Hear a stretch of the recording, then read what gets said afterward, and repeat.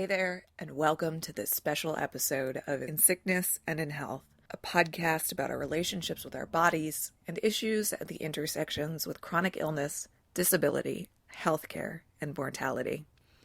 My name is Cara Gale. I'm not a doctor or a medical professional. I'm just a person, a patient, and a podcaster who really wants to talk about these things more. I usually start each episode with a disclaimer about how nothing that we say here constitutes medical advice, and if you have any unsolicited advice of your own, you should probably just keep it to yourself. But this episode is a little different than what we normally do here with the show.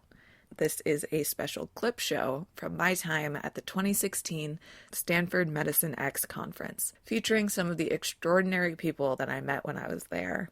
Back in September, I got this incredible opportunity to attend MedX as an ePatient delegate on the Storyteller Track. If you're unfamiliar with it, MedX is an annual conference held at Stanford University School of Medicine. They bring together people working in medicine, technology, design, and patient advocacy for a few days of talks, panels, workshops, and other programming that is a, quote, catalyst for new ideas about the future of medicine and emerging technologies. It's unlike any other medical or technology conference, and one of the very few to not only invite patients, but actually include them in the planning and programming. It's one of the few places in healthcare where patients are honored for their experience and expertise and are treated as equal partners in innovating the future. The ePatient Scholarship Program facilitates this participation. The ePatient Scholarship Program facilitates this participation with different tracks to help patient advocates focus on and advance their particular advocacy interests. These tracks included presenters, designers, entrepreneurs, precision medicine researchers, and the track that I was on for storytellers. Those of us on the ePatient Storyteller Track were tasked with creating 3 projects, and you can find all 3 of mine at insicknesspod.com/medx-2016. For my first project, I explored digital self-portraiture as qualitative self-tracking. My second project, with the help of a couple of my fellow ePatients, explored some issues in inclusive gynecological healthcare. And this podcast episode that you're listening to right now is my third Storyteller Track project. This year's MedX was the first opportunity that I got to record live in the field, and I wasn't quite sure exactly what kind of tape that I would get. I figured if I stick a microphone in enough people's faces, I'd surely get something I could use. And I was not wrong. I got to have so many wonderful conversations, both on and off the mic, and I'm excited to share some pieces of those that I recorded. Stories are big, not just at MedX, but in health advocacy in general. It's how we connect and how we get others to take interest in these issues that are so intensely personal and important to us. For many of us, it's also an important part of processing what we've been through, and an avenue for healing in ways our medical system is currently unequipped to handle. During the welcome reception on the first evening of the conference, I got a chance to sit down and chat with Dr. Michael Fratkin, a palliative care physician from Northern California. We had a longer conversation you'll get to hear in a future episode of the podcast, but he understood the importance of our drive to capture people's stories and the pursuit of telling our own. Because there is so much suffering, there is so much difficulty medically in our society, and there is such inadequate and narrow kinds of help and support for people.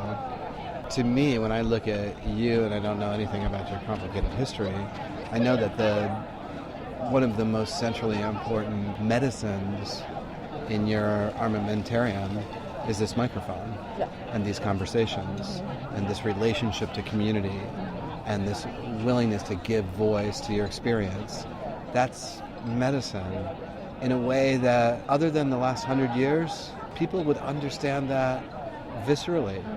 They would understand that this person is walking a walk to heal, you know?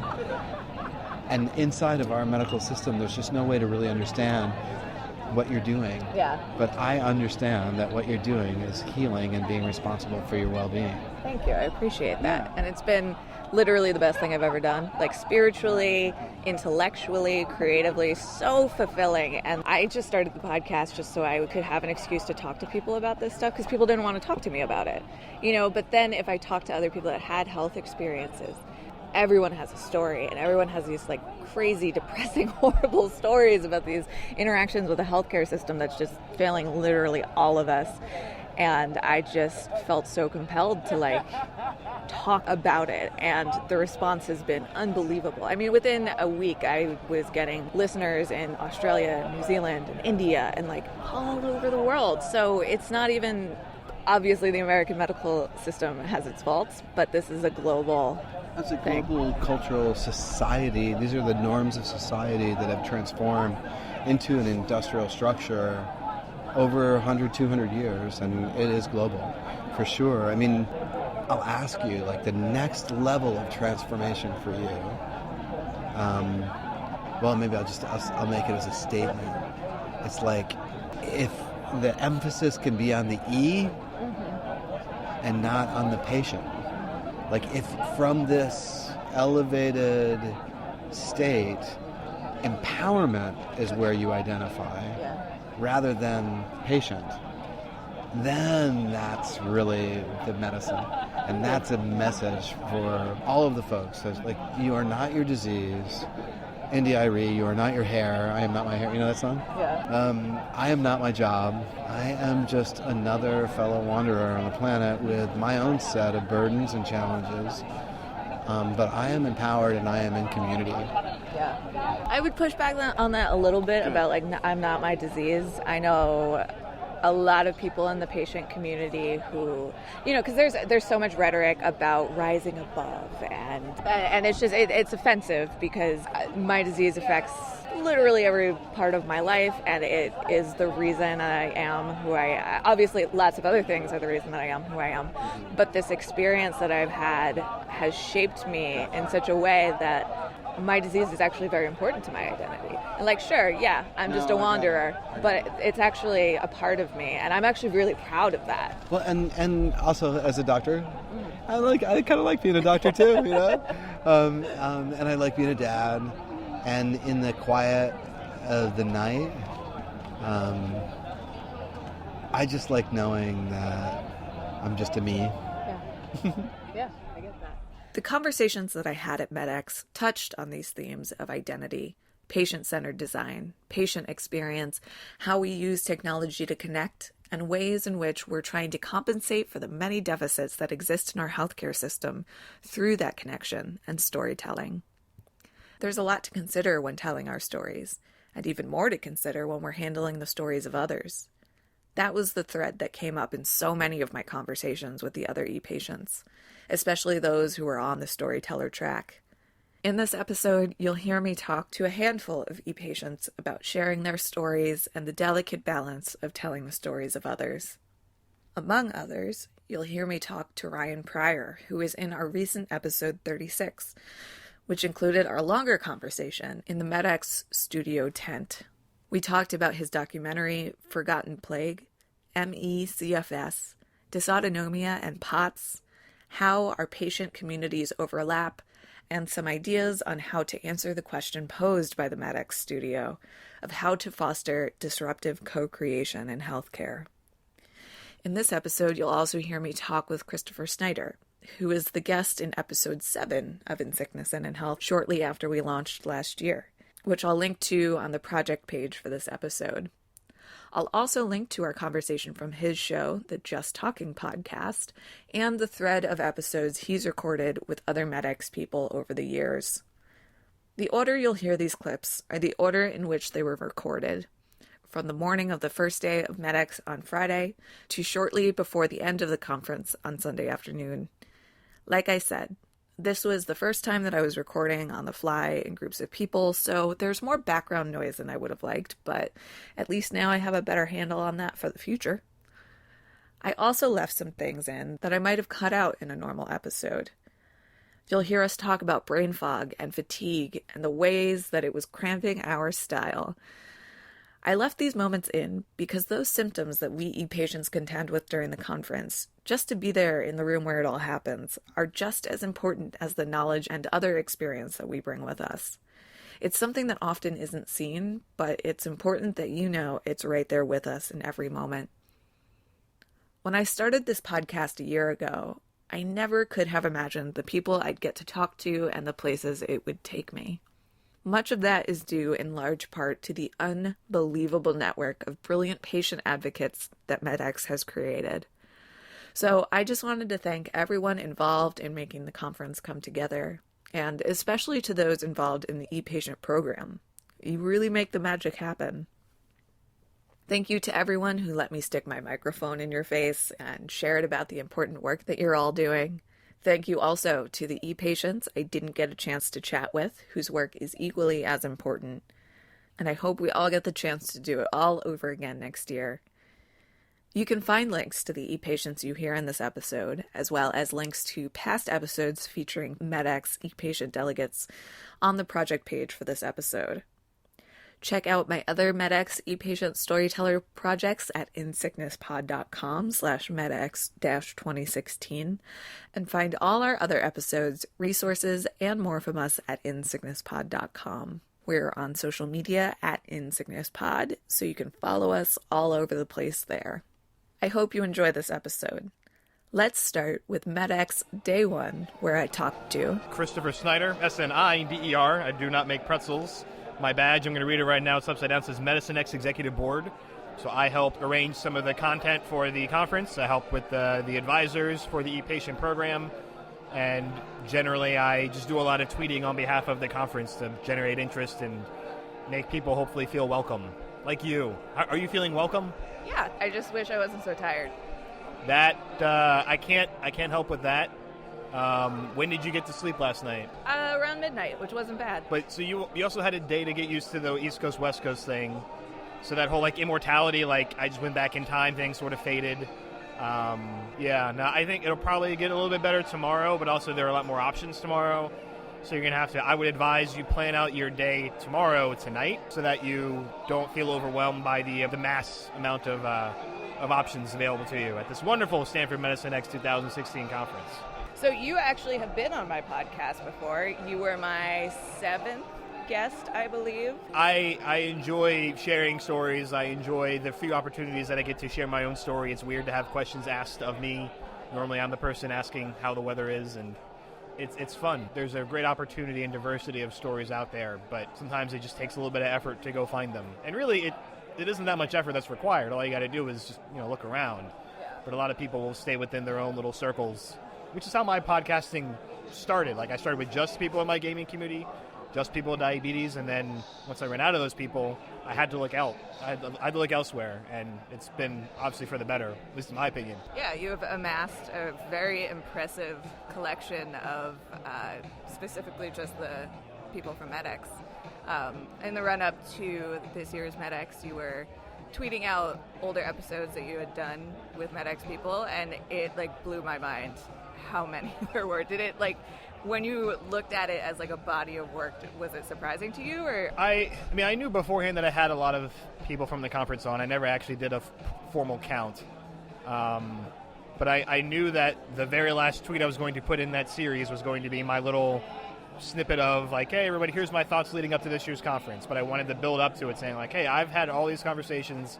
It's been a lot of fun. I've grown as a person, as a patient advocate, as a patient, and being able to share some of that stuff and reflect on it has been a lot of fun, because so many people have come a long way. This is a really hardcore name drop, but Susanna Fox has been on my podcast twice, and she's a really big deal, especially at this conference, but also she works at Health and Human Services now. She's the Chief Technology Officer. Yes, and she's also giving a keynote, I think, later today, and that's really cool. We're sort of on a first-name basis. It doesn't mean anything, but she likes my tweets on Twitter, and, we exchange conversations and stuff, and it's cool to know that, once her term is up, I'm probably going to try and get her back on again and talk about government stuff. But to know that I've had access to these great conversations, to these inspiring people, it's been a lot of fun. And it actually, I don't know, because of the nature of my podcast, I don't really get a chance to think about, the past. It's always on to the next one. I'm still stressing about what I'm going to do for next Tuesday. But taking those few days to really catalog all those tweets, draft them up, send them out, and be like, you know what, I've done something I'm really proud of. And I've always been proud of the podcast, but whenever you are able to gather them all together in one big clump of tweets of self-promotion, it felt really great. Yeah, it was very impressive to see. This next clip is part of another longer conversation that you'll hear in a future episode. That afternoon, I talked to... I'm Dawn Gibson, also known as @DawnMGibson on Twitter, the founder and host of SpoonieChat. I'm here at MedX on the Storyteller Track, and the first part I already completed, which is a personal essay, which I'd never written before, but it was about how I came to the Spoonie movement from previously being an able-bodied person and then getting ankylosing spondylitis in 2001. And my friend Kay, who was a secretary on campus where I was going to school, she had lupus, and she told me about ButYouDon'tLookSick.com, which was founded by Christine Misrandino. And she is the founder of the worldwide Spoonie movement. And I really gravitated toward that theory and understanding of living in a body that is kind of playing tricks on you and, that whole thing. And after a period of time, I started becoming an activist myself and trying to organize patients to understand what they're going through kind of in a social perspective versus a medical perspective, because I don't have any qualifications to do that. I found the spoon theory by Googling how to explain how tired I am. Because I realized one day that when I say I'm tired, people have no idea what I'm talking about. No, people don't understand fatigue.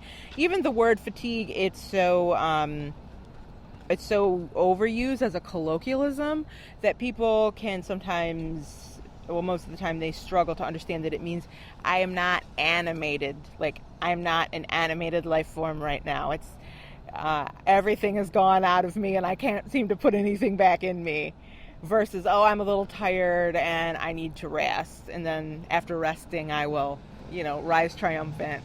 Good luck with that. I know. My other project is an advice column, and that came out of SpoonieChat. I put it to the membership. What do you think an advice columnist would say? I mean, what questions would she get and what would she say? I was kind of inspired just by the fact that you got things like Dear Prudie and, all these other advice columnists that are kind of having a moment right now. And that's interesting in and of itself, that there is an advice moment that lets you know that there's a lot of needs going unmet in related to different life experiences that people are having. And I thought, well, now everywhere I look, there are all these personal essays on these major platforms and websites and everything, and people are talking about what I want you to know about my invisible illness, what I want you to know about having this and that and having been and done this or that, So over a series of chats, we sourced some questions, and then I polished them up a little bit and tried to take any identifying information off of them and generalize them a little bit, because people need to feel comfortable, and I want to respect their comfort level. It's really important to me because they're trusting me, so I need to earn that trust. And I put together a little column, and coming from my perspective as someone who's been living with spondylitis for 15 years and has been living with food allergies for, I guess it's 9 years now. Yeah, so some of it is so frustrating because it's all frustrating, but some of it's super frustrating because I find myself, and I know other patients find themselves, bumping up against ignorance and judgment. And almost all the advice I ever end up giving anybody boils down to, it's not fair, but you have to find a way to separate yourself from the need for approval.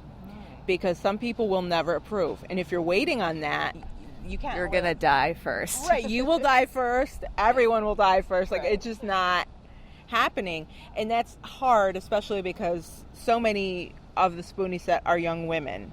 And as young women, we're definitely oriented toward approval and affirmation in society. And we're not getting it in this situation. No. And it's never going to come. No. I personally have found that letting go of that was probably the single best thing that I could do for myself. I've just realized it. Oh, I agree 100%. And it was the hardest part of it because I could educate myself on the information about having spondylitis and having food allergies. I could even try and educate other people, which I still do when I feel that this person is in a receptive mode. But I'm not going to waste my valuable energy and my personal life experience.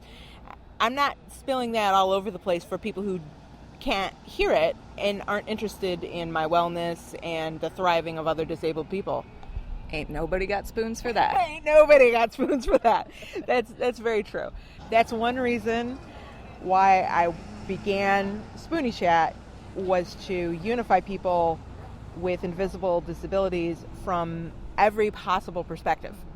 And the idea was to scoop up as many historically underrepresented and marginalized people at the same time with that, because I just knew we had to do something together across the disease boundaries. Has that been challenging?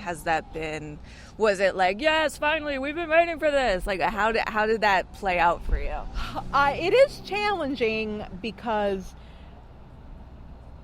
well, when I began, I was still thinking about unifying people across rheumatology diagnoses. It didn't occur to me that there wasn't necessarily a big support network for people with advanced and serious cases of endometriosis.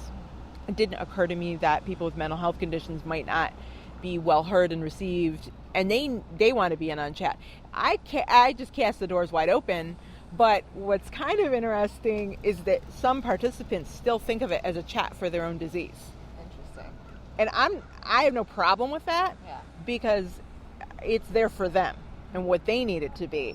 I'm not there to tell people how they need to do anything and how they need to think about any of it other than in a way that embraces self-care and valuing themselves. Yeah. That's it. Yeah. I've completed those 2 projects, and then my third project is going to be a Storify. And Storify is an interesting platform because it allows users to grab social media posts from around the web and curate them.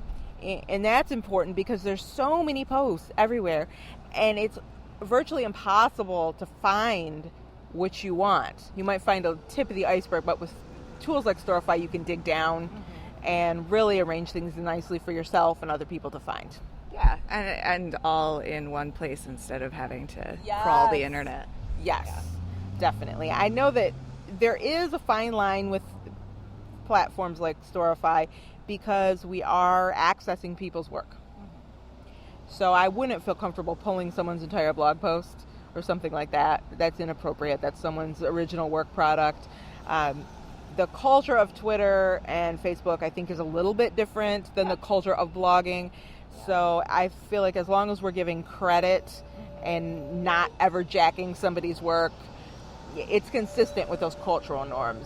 Oh, absolutely. I mean, the platforms are built on sharing and reposting and retweeting, and it just makes perfect sense, yeah. Yep. During that evening's welcome reception on the alumni lawn, I also talked to... My name is Liz Salmi. My job is I'm the Director of Communications for the Coalition for Compassionate Care of California, but I'm also known in the ePatient community as the Liz Army. I have a blog, thelizarmy.com. I'm on Twitter at the Liz Army. Any internet account that can be had, I just get my username. You can find me on openhumans.org and download all my patient data at the Liz Army, including my genome and my Fitbit steps, not that anyone cares. Yeah. Did you ever struggle with or wrestle with the privacy implications of sharing your genome? I have wrestled with it, but even being open about living with brain cancer, at first on the blog and stuff, I said my name was Liz, the Liz Army, but I never said where I lived, and then eventually I kind of got lazy. I'm like, okay, I'm in California. And then I finally was like, okay, I'm in Sacramento. And then I started doing enough things that people would attach my first and last name with stuff. I am like just there. Yeah, so I'm kind of, because you get out of the patient closet and you say, I live with this thing, and so you become an advocate in different things. And I'm on the medical advisory board with the National Brain Tumor Society, and then they put my name up on their website. I'm like, well, that looks cool. Might as well add it to my LinkedIn profile.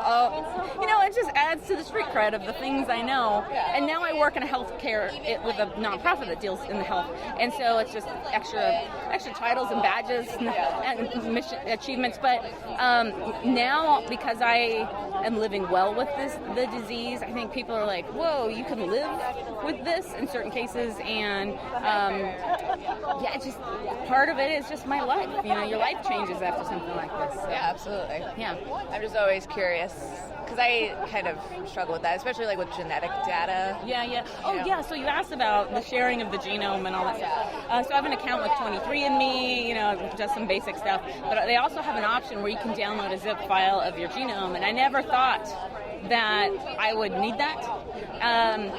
But in big reveal, in my talk tomorrow, I will talk a little bit Spoiler alert. I know, and only to you. I actually wouldn't say anybody, but this is probably going to be used later. My talk is actually going to be about why suddenly that became important. Oh, I am very much looking forward to that. So how was your day? It was eye-opening and exciting and educational. What was your favorite part?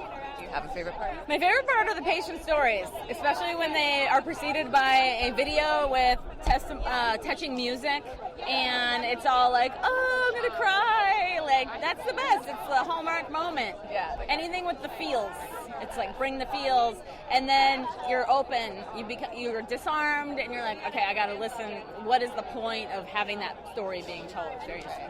And on Saturday, I spent a little more time just wandering around.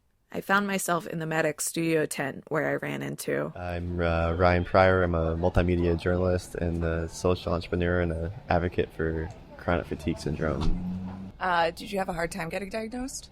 It took me 6 months, which seemed very hard at the time, but from people who I've interviewed, that's very extremely fast. And 3, 5, or 10 years would be not at all surprising when I interview people. And yeah, I mean, after probably interviewed over 100 patients on film, and I've talked to several hundred and read the stories of several thousand. And obviously you haven't done any formalized study of this, but do you see, when you talk to patients, any disparity between the genders as far as time to diagnosis? There is a belief that women, I think it is true that women get this more commonly than men, and that does play into some role. So like, I was a 17-year-old male athlete, and so there's a reluctance on the part of the doctors to diagnose it because they think of it as something that middle-aged women get. I've interviewed tons of many young male athletes and bodybuilders and army people, and so that is not a true thing to say that middle-aged women are maybe they get it more often than other people, but there's no shortage of young men who also get it. Right. Doing my podcast, the diagnosis stories that I get from women versus the diagnosis stories that I get from men are pretty different. Like, it took you 6 months to get diagnosed with chronic fatigue syndrome. Yeah, with extensive parental help, with extensive financial involvement, with which is going to so many doctors in very, very rapid succession. Right, yeah. And the economics of all of this is like a whole other issue, and the geography of it even. But women are routinely denied care and routinely denied their experience. And as a result, we wind up getting so much sicker before we actually get any help. And, as far as rising costs of healthcare goes, there's a lot of talk about preventative care, and that's important. But what about believing people when they tell you there's something wrong with them?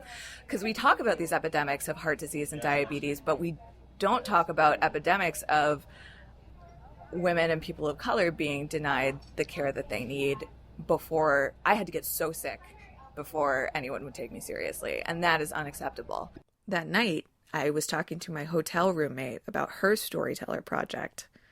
My name is Melissa.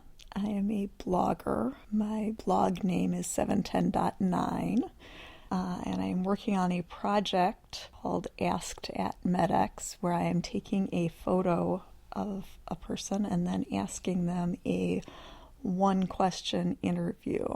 So before we started, I actually had to interrupt you and say, stop talking. I need to record this.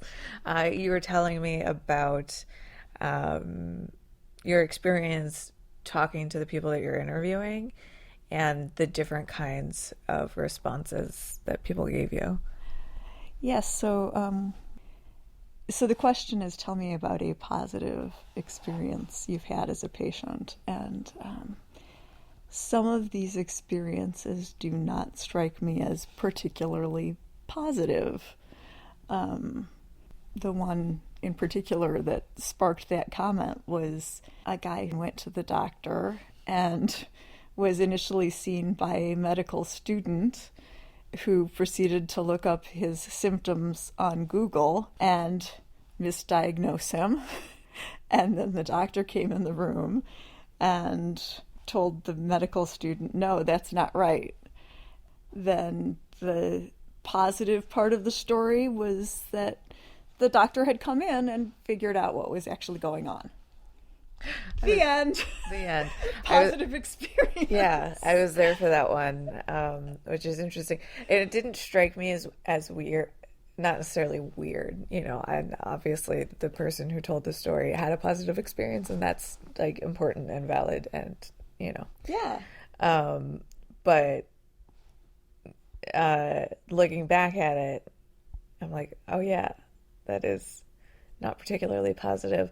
Although it makes me think about, like, why would that be a positive experience? And the answer that comes to my brain is that it's actually kind of reassuring when, like, somebody's in charge and they step in and they're like, hey, wait a minute, let's fix this, He actually specifically ended that story with something along the lines of, that started to go wrong and the system worked. Mm-hmm.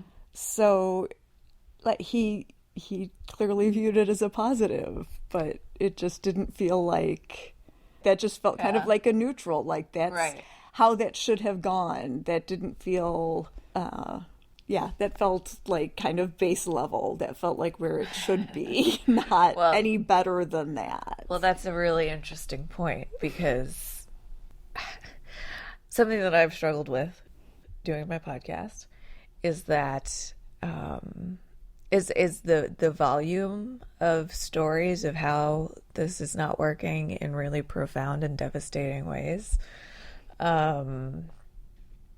That's really hard to sit with and take in the scope of.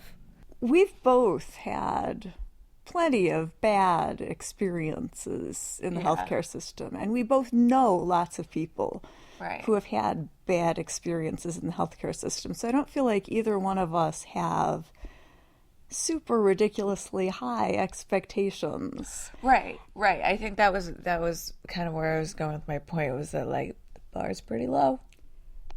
And yet, I feel like it's not unreasonable to expect that for positive, to earn positive points, it's got to be better than the system worked. Right. I wasn't misdiagnosed by Google. Yeah, it would be nice if someone was in charge and knew what they were doing. That seems very comforting to me. So, since the bar is very low, I know I answered to you that, well, first I laughed.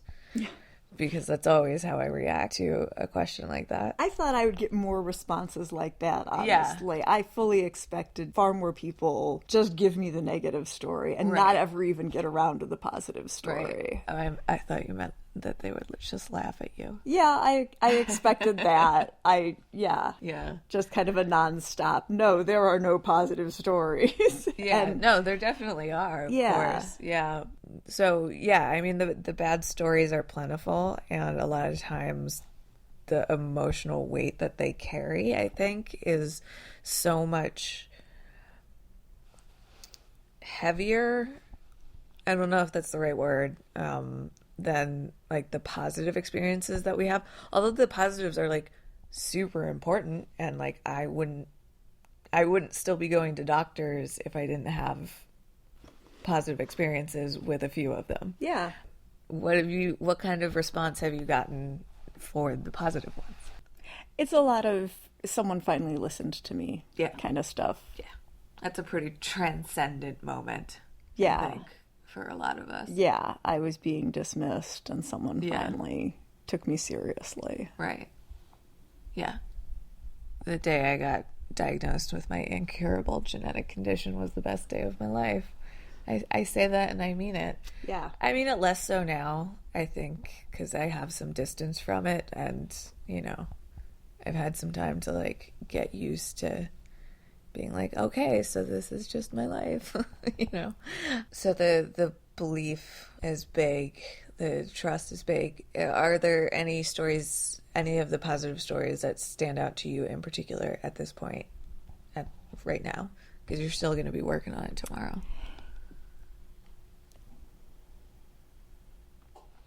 Your face. For the listeners at home, you just made like a hard thinking face, like a skeptical hard thinking face. It was priceless. I'm not sure I've got one that stands out. No. Yeah. That may just be the migraine and the brain fog of course. And the conference burnout talking. But no, I'm not sure I've got one that's really standing out right now. It's just been an interesting mix. One of the stories that we talked about is the woman who had anxiety. Mm-hmm. And I wonder if I didn't do a great job of telling that story. Yeah. Because the way that you read it was not the way that she told it to me. Right. But I said this immediately, though, that I was projecting so much on top of that because of my own experience with being misdiagnosed for so long with anxiety and actually having cardiac issues. Yeah. And actually going through batteries upon batteries of tests that showed nothing, which, if you're listening to this, that's not necessarily you also. I am an outlier. Maybe who knows with the prevalence of this, because it's, you know, often misdiagnosed as anxiety. But actually, that's a very interesting point that I totally didn't even really think about, that so many people, particularly women, are in fact dismissed as having... Oh, yeah. And this is something that I know very well. I in fact, was dismissed as having anxiety by my primary care doctor. Of course. When I was, in fact, very sick. Yeah. The woman that we're talking about, the story that we're talking about... in fact, knew that what she was having was panic attacks and generalized anxiety. And she was going into urgent care and telling them, I know what's going on is that I'm having an anxiety attack, but I feel like I'm having a heart attack and I am afraid that I'm having a heart attack. Yeah. I know it's anxiety, but I'm afraid I'm having a heart attack. And they told her, no, you're perfectly healthy. Yeah. You're not having a heart attack. Yeah. Go on home, you're fine. And ultimately, she went to another doctor who referred her to a cardiologist, and the cardiologist said, yeah, we should do a workup just in case. Let's check this out. And she found that very reassuring and helpful. And, of course, the workup was normal. She was right. She was just worried about it, which was what she really knew. And she appreciated being taken seriously about it anyway. And it was a positive outcome for her. She really appreciated that they took the time to take care of that for her and to show her the test results. And it was a great outcome for her. Yeah, that's fantastic. I mean, I love that someone somewhere is feeling good about something. Yeah. But yeah, it's interesting that despite me having that same experience and knowing that almost every woman with a difficult to diagnose chronic illness has been told, it's all in your head, you're just crazy, lady, that I didn't pick up on that piece of her story. Yeah. Having had her tell it to me and hearing her say, I knew it was just anxiety. I went in there and told them, this is just anxiety. So I have a really hard time with the phrase just anxiety. And you know, obviously there is a huge issue with access to mental health care in this country and healthcare in general. There's definitely access issues and all sorts of stuff. But telling someone it's just anxiety and sending them home is not helpful. I got that for years. And this is something that like hits such a nerve with me. And that's something also that as you start to interact with people's stories like this, you start to realize, and not just people's stories like this, but then people who are on the receiving end of that story, your readers, my listeners, whatever the case may be, that people bring their own experience. Like everything that we do and think and whatever is filtered through our own experience, and people's reactions will say more about them than it says about that person, their case, what they had to say about it, and how you wrote it up. But like when you are facilitating or you know, handling other people's stories, there's this like ethical portion to it that I sometimes struggle with, which is, and I'll struggle with it editing whatever becomes of this conversation, because it feels irresponsible of me to even discuss these openly without having talked to those people, or you know what I mean? So it's a quagmire. I don't know if you have anything to say about that. Yeah, I definitely understand that. Yeah. When she told me that story, she said a minute later, like, you know, I've never really told anybody about this, but I almost felt a little guilty about it. Yeah, of course. Yeah. If a story is particularly emotional for someone and they're not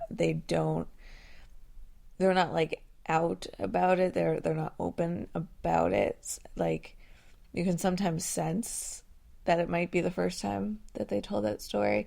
And I've gotten this piece of advice repeatedly, which is to always ask if that's the first time that they've told that story. And I always forget. But then when it happens and the person offers that up, it's like, oh my God. Like, because now you're the steward of this thing that they have not shared, that they may or may not, you know, want to share. They might feel weird about how it gets shared. Yeah. I don't know. Yeah. Yeah, and I just putting it out there with her photo. Right. In terms of the privacy, I did think some about not using names, whether or not to tag people on Twitter, all of that. Yeah, these are all decisions these are all things that I have to consider every time I put out a podcast. Yeah. And I don't know what the right answer is. I mean, obviously these people knew Right. that I was taking a photo and they were sharing that story. Right. It wasn't like I was being sneaky about it. And Yeah. if anybody asked me to not share it, if they changed their mind or whatever, I would take it down immediately. It's not at all like I have no problem protecting anybody's privacy about any of this. I don't want to be a creep and share anything that someone doesn't want to share or anything. Yeah, of course. All of these things are things that we need to consider when we're handling people's stories, you know, especially those that are not our own. And I think this extends to patient advocates, myself included, that do handle other people's stories, but also parents and caregivers. Where did I start the beginning of this thought? I'm so tired. Yeah. Me too. Okay, let's wrap it up. The next afternoon, I got a brief moment to sit down and chat with Ally, one of the ePatient advisors, a bit more about these themes and where storytelling fits in with our mental health. I am so tired.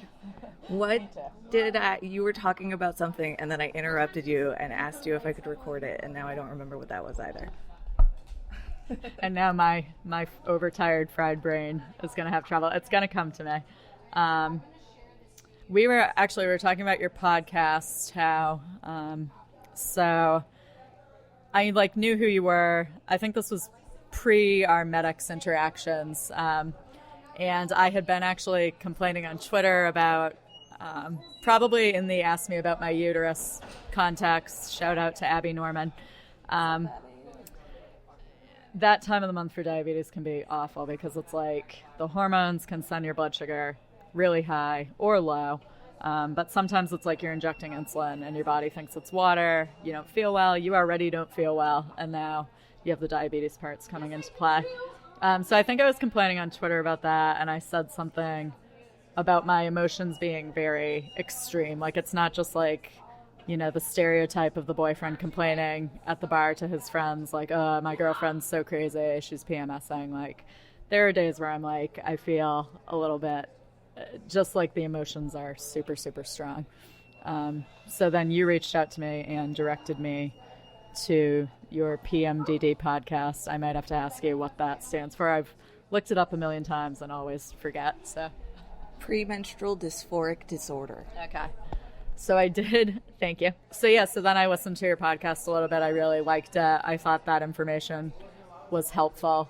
Just to know that something like that exists. I don't know if I have it or not, but just to know, like, okay, you're not, I think we all struggle with this with health stuff. We want confirmation that what we're experiencing is valid and you're not crazy, you know your body. And so that was cool. And then we also connected recently.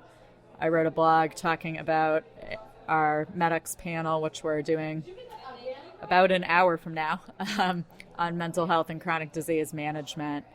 And I solicited feedback on social media, and you wrote into me about medical PTSD and linked to your podcast there. And I listened to that, and you had a line about unsolicited medical advice is never not annoying. And I love that because there are some days, there's this fine line on Twitter. I love Twitter. I like that it's 140 characters and it's constrained. But sometimes I wish I could put the disclaimer at the front of my tweets, like, I'm not in the mood for elaborating on this. So, like, don't give me your great-grandmother's solution for solving high blood sugar right now. And even, I'm guilty of it too, where I think as human beings, we all want to help other people. And you see a fellow diabetic and you understand what they're going through. Okay, I'm going to offer them my solution. But some days you just don't want to hear it. And it's this conundrum of, okay, I'm very public and outspoken as an advocate, and I try to tell the real story, which includes the good and the bad and the days when you're angry and frustrated. But on the flip side of that, then that comes with opening yourself up to other people may contact you when you're not necessarily in the mood to go into further detail about why you don't feel well that day. Right. Because they're missing an awful lot of information about things that you have or have not tried and why and what kind of medications you're on and what, like, different lifestyle factors might affect, how you approach your disease. I think exactly to your point, there's so much, society and the media, they already kind of invalidate a lot of the things that we go through with chronic illness. I don't think the daily struggle and the strength that we all have to portray each day, that doesn't get illustrated enough. And when it's within our own community, one thing that bothers me is I think user error, 99% of the time, it's not the user error, it's the tech product, because tech is not a cure, it's imperfect. You're a lot more generous than I am when it comes to user error, but that's a fair point. I think, and to go back to that, I know because I had an insulin pump product that was defective, and I went through hell trying to be heard about it. And that even came with the troubleshooting within my own community. There are a lot of people who who gave helpful advice. But there were also some people who were constantly questioning me. Well, what are you doing wrong? Blah, blah, blah. And it's like I sat down with nurses, doctors, insulin pump reps. I wasn't doing anything wrong. There was a product defect. And, I just think, sure, obviously we're all not perfect and we may make errors sometimes, but we don't need to be hard on ourselves. Society and the media do a good job of that already. So that's very true. Do you need to go eat? I do. Okay. Thank you for being cognizant of that. Yeah, that's no problem. And just like that, it was all over. That panel on mental health for patients with chronic conditions that Ally mentioned went great. And it was standing room only, which only serves to highlight just how important managing our mental health can be and what an appetite there is for these conversations about it. It's a topic that has come up frequently on this show and will likely continue to surface even more as the podcast grows. Well, that does it for this special episode of In Sickness and in Health. You can find our other episodes, resources, and more from us at insicknesspod.com and find links to the ePatients you heard in this episode on the project page there.